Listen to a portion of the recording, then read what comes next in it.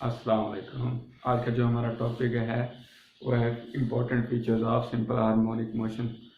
चंद अहम खसूसियात हैं हमारे पास सिंपल हार्मोनिक मोशन की।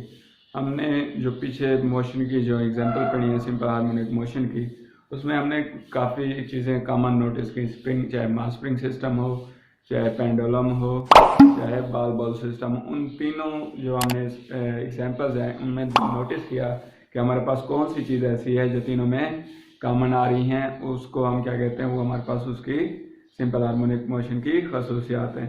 जैसे कि अब पहले हमारे पास क्या कंडीशन है, पहले फीचर क्या है हमारे पास, खसूसियात क्या है। A body executing simple harmonic motion always vibrates about a fixed position।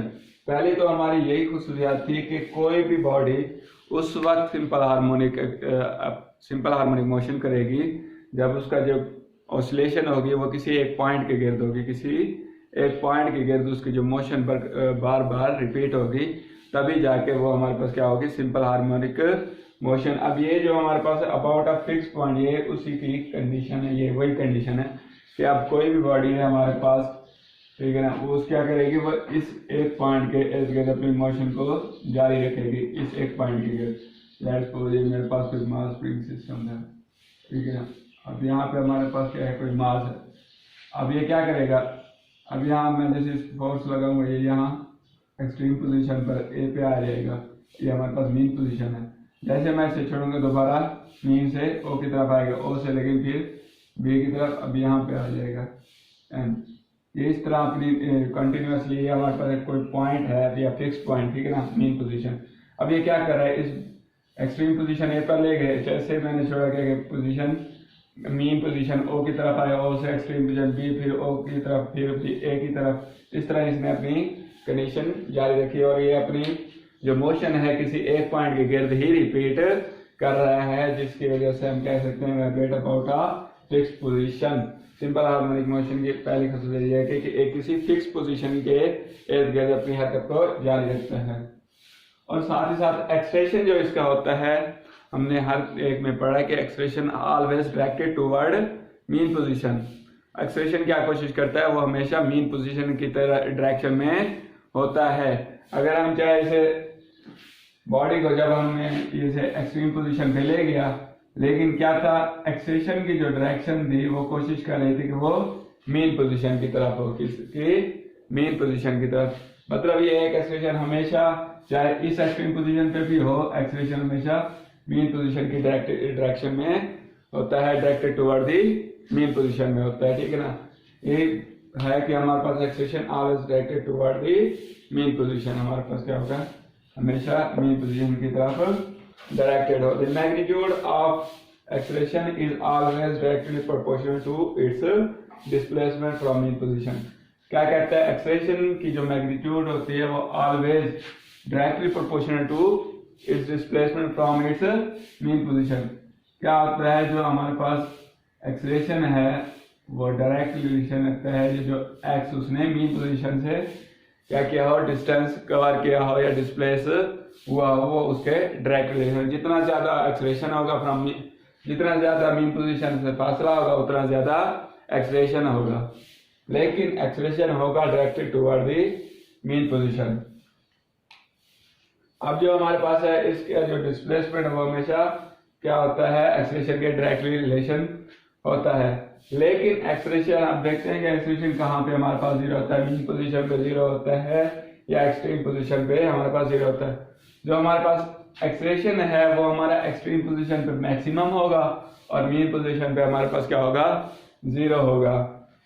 Extreme position पे हमारे पास मैक्सिमम और मीन पोजीशन पे हमारे पास क्या होगा, मिनिमम होगा या जीरो होगा। अब इसके साथ साथ वेलोसिटी है, वेलोसिटी कहाँ मैक्सिमम होगी, इस velocity is maximum at mean position, कहाँ पे, अब जो हमारे पास वेलोसिटी है वो यहाँ पे मैक्सिमम हो, लेकिन जो एक्सप्रेशन है मीन पोजीशन पे वो हमारे पास क्या होगा, जीरो, एक दूसरे के उलट है। ये याद रखना है आपने कि वेलोसिटी मीन पोजीशन मैक्सिमम होती है और एक्सप्रेशन वहाँ पे जो हमारे पास है जीरो होता है मीन पोजीशन पे, और वेलोसिटी एक्सट्रीम दोनों साइड की।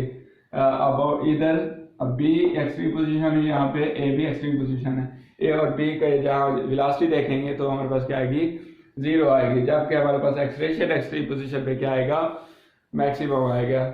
ठीक है ना, ये याद रखना है कि हमारे पास वेलोसिटी हमेशा मीन पोजीशन पे ही मैक्सिमम रहेगी, अदरवाइज किसी और पॉइंट पे मैक्सिमम नहीं होगी, अदर पॉइंट पे हमारे पास 0 होगी और एक्सेलेरेशन हमारा मीन पोजीशन पे 0 होगा। ठीक है, अब इस वेलोसिटी वैल्यू मैक्सिमम जो मैंने आपको बताया कि ये हमारे पास कहाँ पे मैक्सिमम और कहाँ पे 0 होगी। अब साथ हमारे पास एक MCQ बनता है जिसमें बताया जाता है कि हमारे पास टाइम पीरियड जो है पेंडुलम का वो किस पे डिपेंड करता है। अगर हम टाइम पीरियड का फार्मूला देखें T = 2πL/g, अब हमें इससे अंदाजा हो सकता है कि टाइम पीरियड जो है डिपेंड कर रहा है, किस डिपेंड करता है, एक तो लेंथ पर और दूसरा ग्रेविटेशनल फोर्स पर। ये तो हमारे पास कांस्टेंट है ना वैल्यू, हमारे पास यहाँ पे देख रहे हैं हम किस पे है, डिपेंड कर रहा है लेंथ पर और ग्रेविटेशनल फोर्स पर, जी पर। जी की 9.8 मीटर पर सेकंड स्क्वायर होती है हमारे पास इसकी जी की वैल्यू। हम कभी कभी 10th भी लिखते हैं, इसकी वैल्यू चेंज होती रहती है, मुख्तलिफ चांद पे कोई और होगी, जमीन पे कुछ और होगी। ठीक है ना, अब इसकी जो हमारे पास ग्रेविटेशनल फोर्स है, ठीक है, और ये लेंथ, अगर ये पूछे कि हमारे पास जो टाइम पीरियड है पेंडुलम का वो किस पे डिपेंड करता है, तो आपने लिख देना है लेंथ एंड ग्रेविटेशनल फोर्स पे डिपेंड करता है। अगर वो लिख दे टाइम इंडिपेंडेंट ऑफ इट्स, भाई हमारे पास टाइम इनमें से टाइम डिपेंडेंट इंडिपेंडेंट किस पे, मतलब जिस पे वो डिपेंड नहीं करता, तो उसमें हमने देखा है कि हमारे पास क्या है, यहाँ पे मास है नहीं ना, वो आपको MCQ भी यहाँ देखे, time period is independent of its length, gravitational force और मास। तो आपने मास पे टिक लगाना है क्योंकि मास पे डिपेंड नहीं कर रहा होता, हमारा जो पेंडुलम का टाइम पीरियड होता है वो मास पे डिपेंड नहीं कर रहा होता।